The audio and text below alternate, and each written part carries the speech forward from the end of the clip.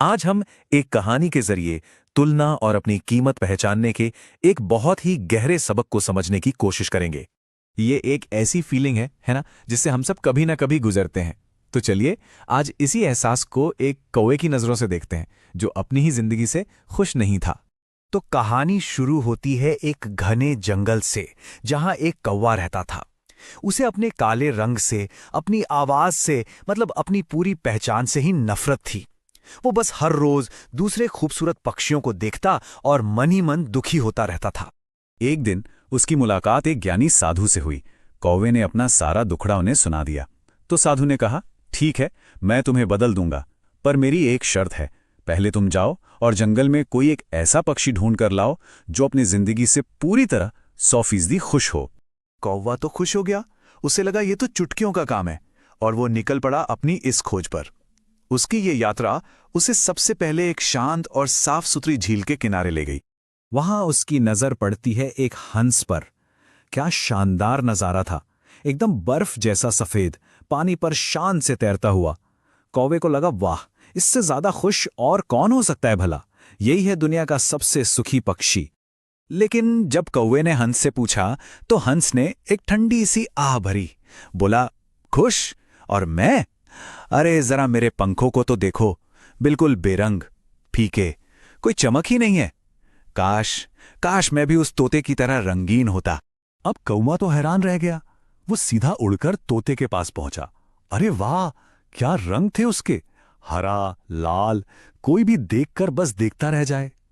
कौवे को अब पूरा यकीन हो गया कि उसे दुनिया का सबसे खुश पक्षी मिल ही गया है। पर तोते की कहानी ने तो उसे और भी चौंका दिया। तोता बोला, इस खूबसूरती का मैं करूं भी क्या, जिसने मुझे कैदी बना दिया है। मैं तो हर पल इसी डर में जीता हूं कि कब कोई इंसान आएगा और मुझे पकड़कर पिंजरे में बंद कर देगा। तो कौवा जैसे जैसे आगे बढ़ता गया ना, उसे एक ही सच्चाई बार बार दिखी। हर खूबसूरत चीज के पीछे कोई ना कोई छिपा हुआ संघर्ष था। कार्डिनल को अपने लाल रंग की वजह से बाज का डर था, तो ताकतवर बाज अपने ताकत की वजह से बिल्कुल अकेला था। मतलब हर कोई अपनी एक अलग लड़ाई लड़ रहा था। अब कौवा लगभग हार मान चुका था। वो एक शहर के चिड़ियाघर पहुंच गया और वहां उसने उसे देखा जिसे दुनिया का सबसे खूबसूरत पक्षी माना जाता है, मोर। हजारों लोग उसे घेर कर उसकी तारीफ कर रहे थे। कौवे ने सोचा, बस इससे ज्यादा खुश तो कोई हो ही नहीं सकता। लेकिन जब उसने मोर से पूछा, तो मोर ने बड़ी उदासी से अपने सोने के पिंजरे की तरफ देखा और फिर कौवे को, जो उस पिंजरे के बाहर आजादी से बैठा था। और फिर मोर ने जो कहा, उसने कौवे की दुनिया ही बदल दी।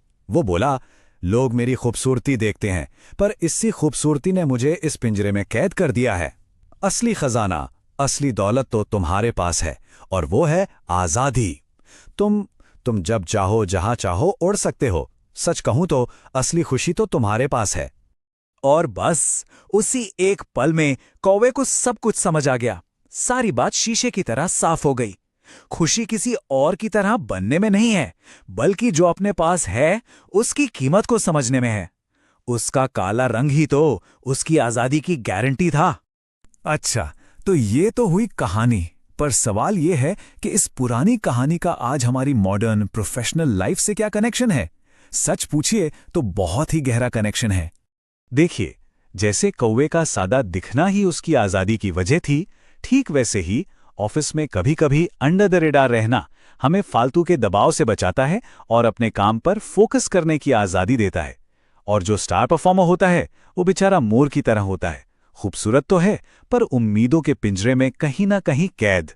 तो सबसे जरूरी सबक यहाँ ये है, करियर में असली संतोष या सेटिस्फैक्शन दूसरों से जलने में नहीं है, बल्कि ये समझने में है कि आपका अपना रोल, आपका अपना योगदान कितना कीमती है।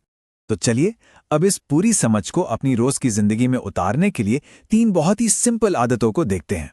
पहला, अपनी आजादी को पहचानिए। मतलब अपनी लाइफ या काम की कोई ऐसी छोटी सी चीज सोचिए जो आपको सुकून देती है, जिसे आप शायद नोटिस भी नहीं करते।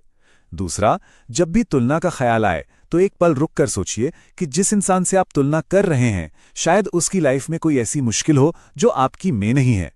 और तीसरा, अपने किसी एक खास टैलेंट या क्वालिटी को मानिए, चाहे वो कितनी भी छोटी क्यों न लगे, क्योंकि वही आपकी पहचान है।